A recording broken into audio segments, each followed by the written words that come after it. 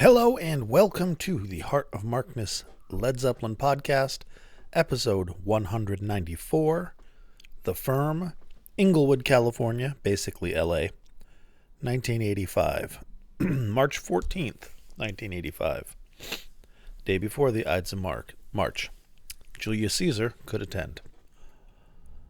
It's been a while since I've done The Firm. Been a while since I did Page Plant. But was time to branch off and do something a little different. Can't have you getting too spoiled, can I? And this is a Led Zeppelin and Led Zeppelin related podcast, and there are people who like The Firm. Probably. And for that, we shall entertain them.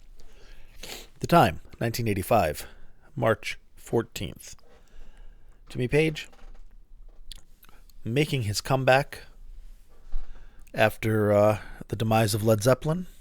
Hasn't toured the United States since 1977, aside from a handful of shows with the Arms Tour the year before. The Arms Tour was the genesis for The Firm. Paul Rodgers went out on tour and sang for Jimmy, with Jimmy, on the United States tour for that. In England, it was Steve Winwood. And then Paul Rodgers, who also had a band that had imploded, Bad Company, and Jimmy were label mates, both on Swan Song Records, and I think they realized they could help one another.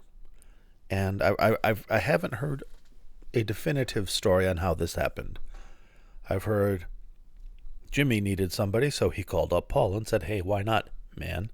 I've heard Paul volunteered to help Jimmy and did this to help get Jimmy, off the couch, off the heroin, and get, slouching towards health again, and helping him in a professional setting with the album and the band. I don't know.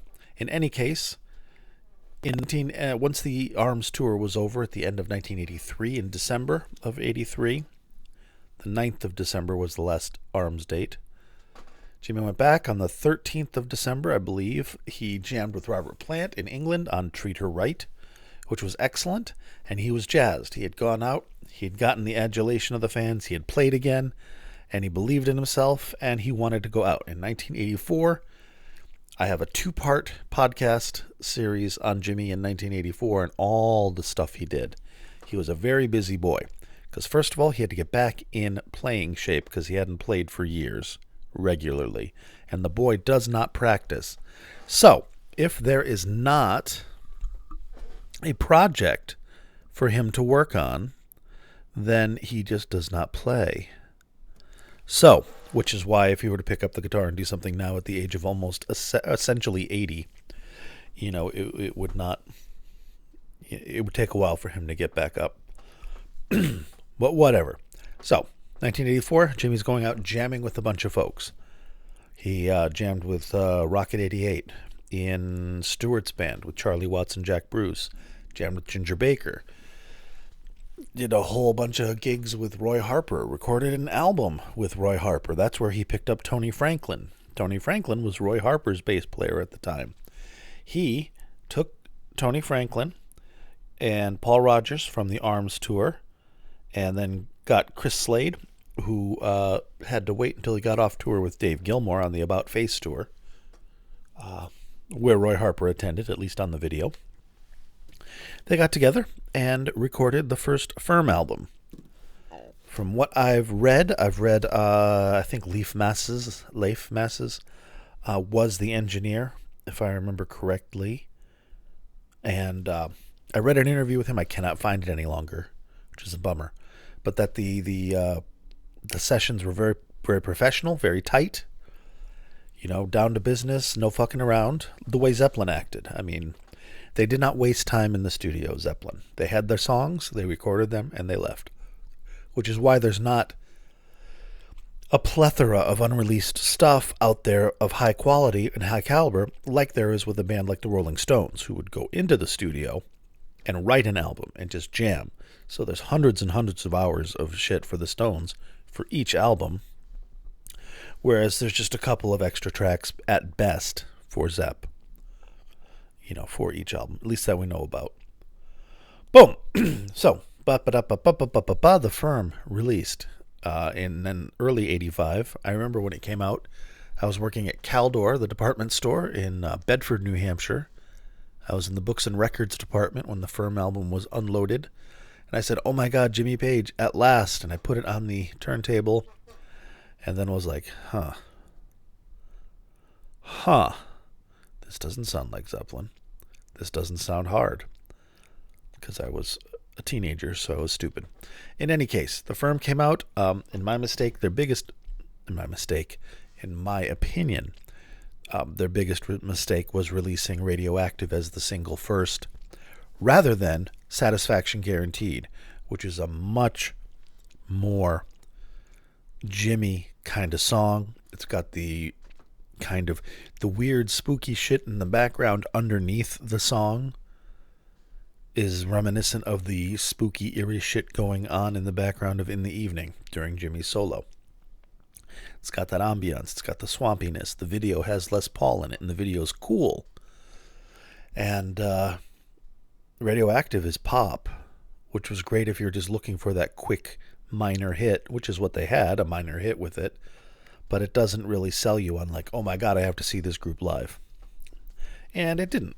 So they toured. They did okay. I saw them on this tour, and I saw them on their follow-up. They had enough fun and did enough numbers to do another album, because this was basically going to be a one-off, just to get the people, just kind of like to jump start or push start Jimmy and Paul's career, because they were 70s gods, and then the 80s happened, and now you're in the mid-80s, and they're both like, what is up with all the pastel colors? What is up with all the torn clothes? Why does everybody dress like it's post-apocalyptic Tommy Bahama? Because they were dressing like post-apocalyptic Tommy Bahama, as was the style at the time. So it was the first time that these guys actually had to be followers of fashion and not trend setters. Because now, they're middle-aged. Jimmy's in his 40s. He's 41. Paul is pushing 40, although he was still in his 30s. But at the time, a singer in their mid to late 30s was middle-aged.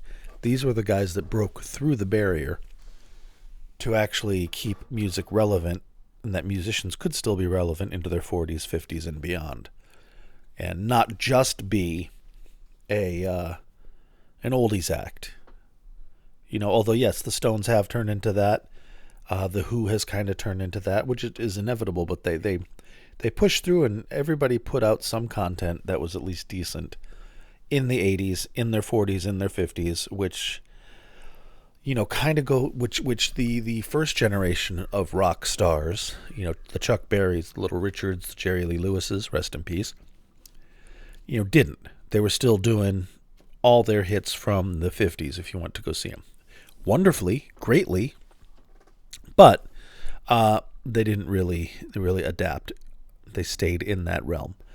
These guys, this generation with Jimmy and Paul and everybody, managed the 80s and the video era awkwardly for sure. They got through it. And Robert Plant was actually able to capitalize on it. He was huge in the 80s. Good for him. All right, here endeth the lesson. This is a soundboard of unknown generation, but it is an improvement from anything else I've heard of this particular recording. So let's jump in. We're going to open with the second song of the night, City Sirens, which is off the Death Wish 2 album. And it's interesting to hear the contrast between the Arms concert version, which had Simon Phillips and oh my God, I can see the bass player's name. He played with Lou Reed. Fernando Saunders. Ray Cooper, I think, also. Andy Fairweather Low on guitar. Bunch of keyboard players. And Steve Winwood singing. Or Paul Rodgers singing. And now you've got Paul, Jimmy, Tony Thompson, late of Roy Harper and Chris Slade. Late of Dave Gilmour, Uriah Heep, Manfred Mann. He has played... He's kind of like Jimmy Page of drums. He's played with and for everybody. And he's still up and around. Oh, yeah, and then after the Firm, he became AC/DC's drummer. Good for him. All right, City Sirens, folks, March 14th, 1985, Inglewood, California. Enjoy.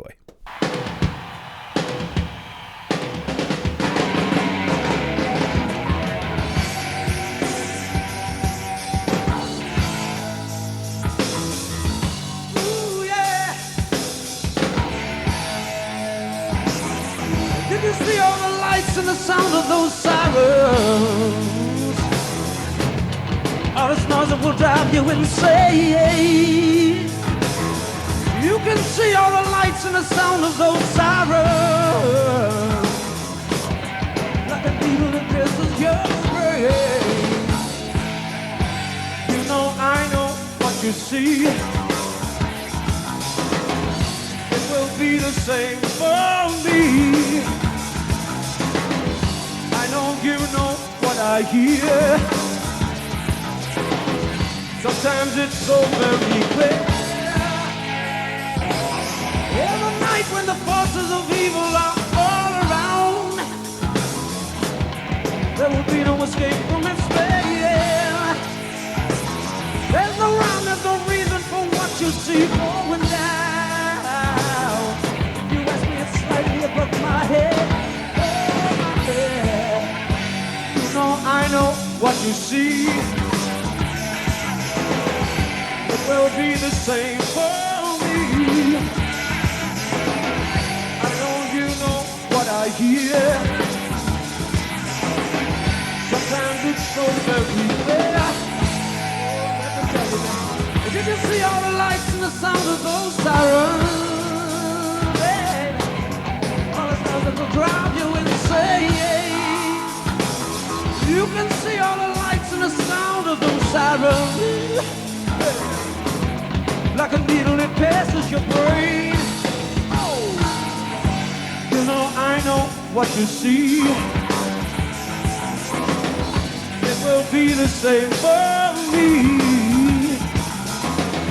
I know you know what I hear. Sometimes it's so very clear. Can you see all the lights and the sound of those sirens?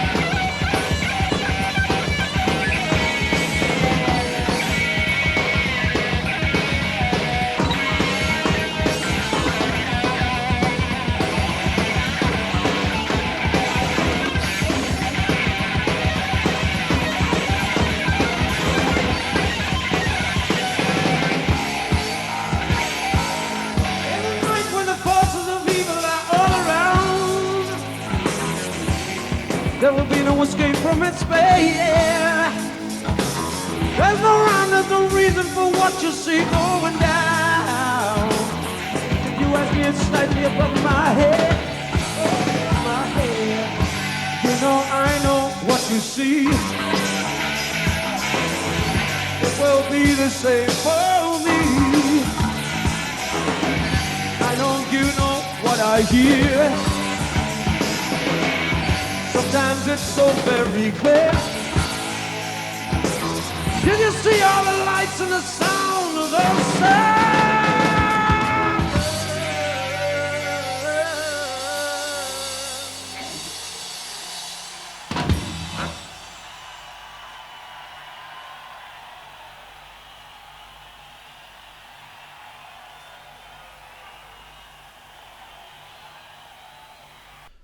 Yeah, Inglewood, LA. It's the LA Forum.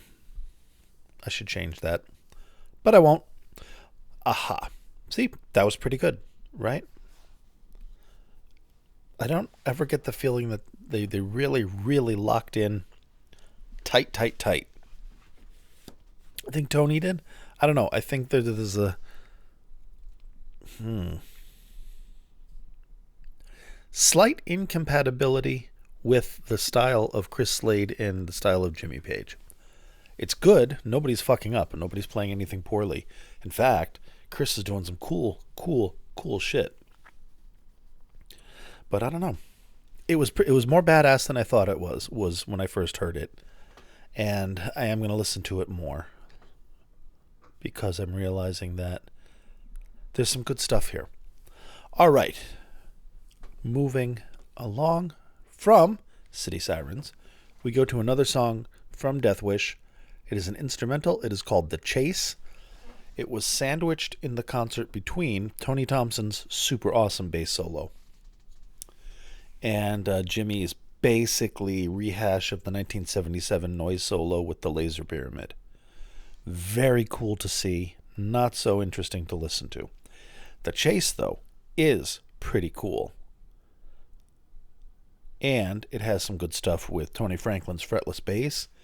It's good. Fuck it. Let's listen to it, shall we? The Chase. Ladies and gentlemen, boys and girls, pots and pans, here we go.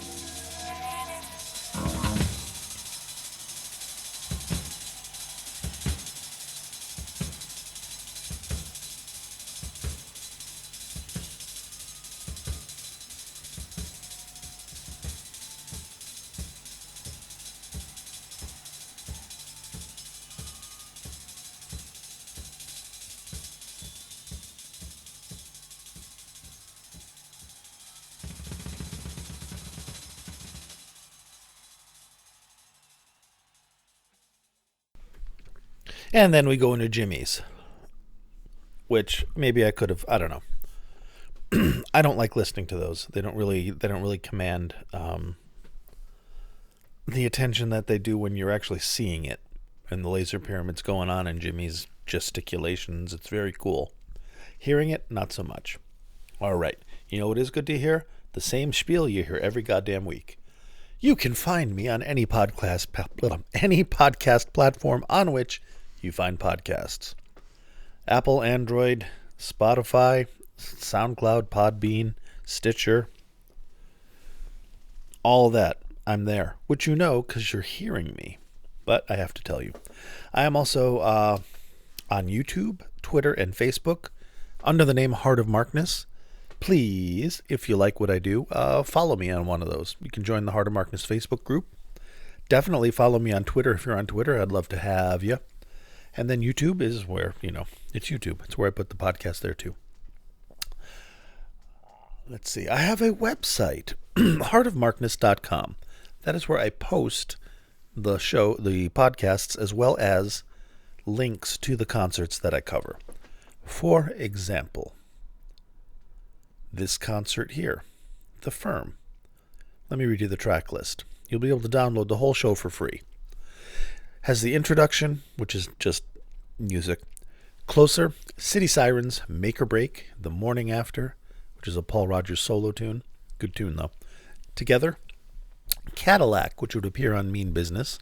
Prelude, off of Death Wish 2. Money Can't Buy, Radioactive, Live in Peace, off of Paul Rodgers solo.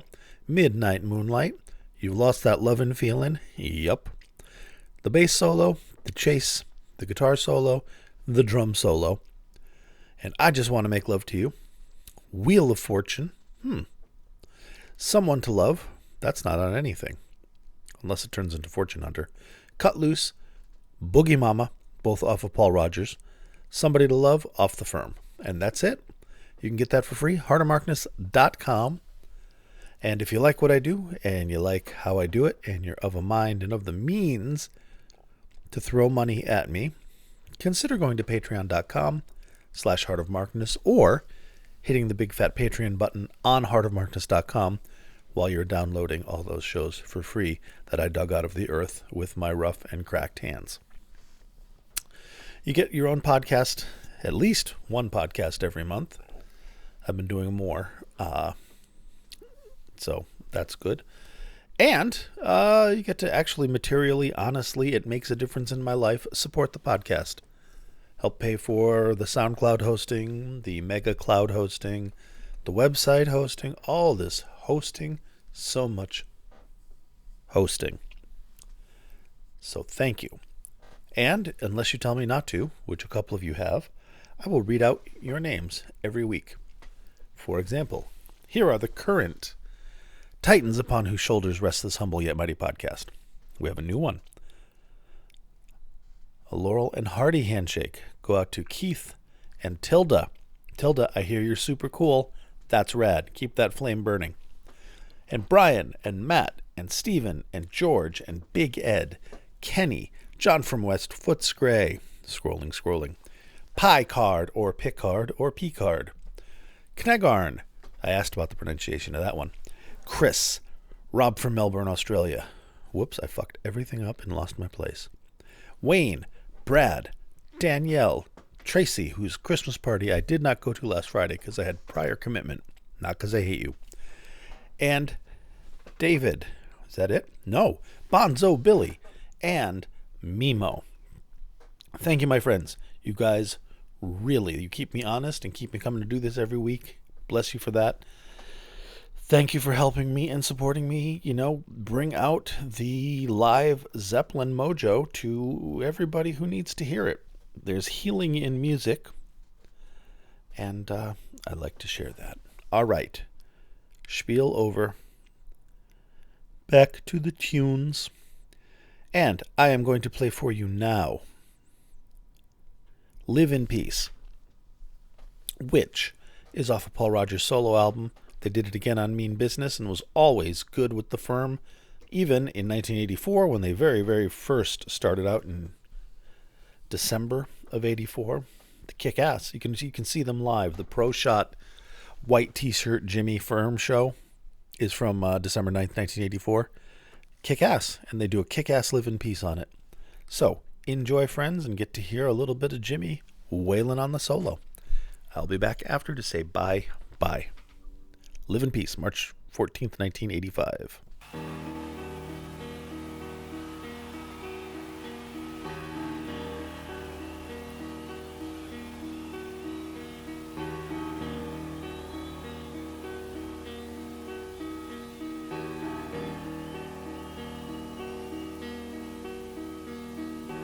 Early in the morning, just as the sun was rising, came without a warning, the sound of the uprising, gunfire in the streets, the women and children crying, crescent marching feet, men and young boys dying. Yeah, yeah. Why can't we live?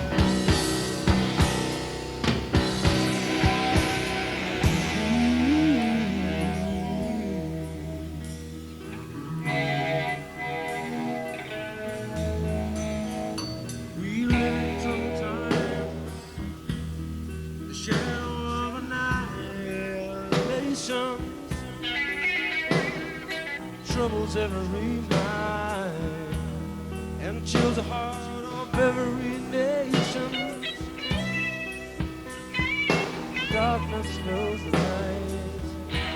She tries to steal your soul away, killing the sunlight. She spreads the shadows through the day. Yeah, yeah. Why we live in peace? Why can't we have no relief?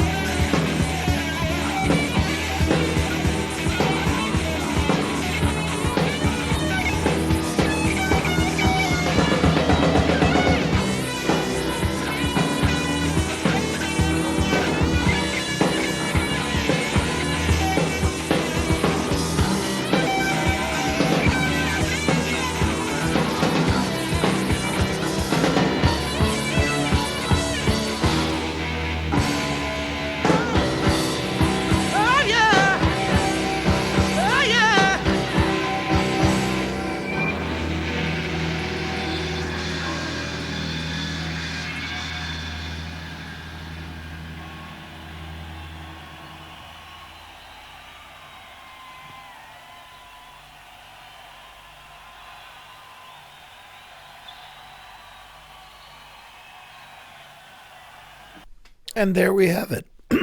3 from the Firm. Which is a play on 5 from the Firm, which was a video that was released by the Firm for the Mean Business Tour or something, or a show they did on MTV. That's what it was. It was an MTV show, 5 from the Firm.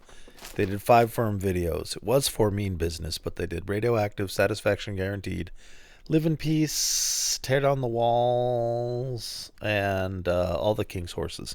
There you go. And you get to see an extremely pale, extremely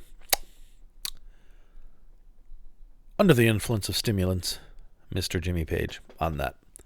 In the interviews. Very, very funny stuff. Good stuff. All right, guys. Thank you for listening.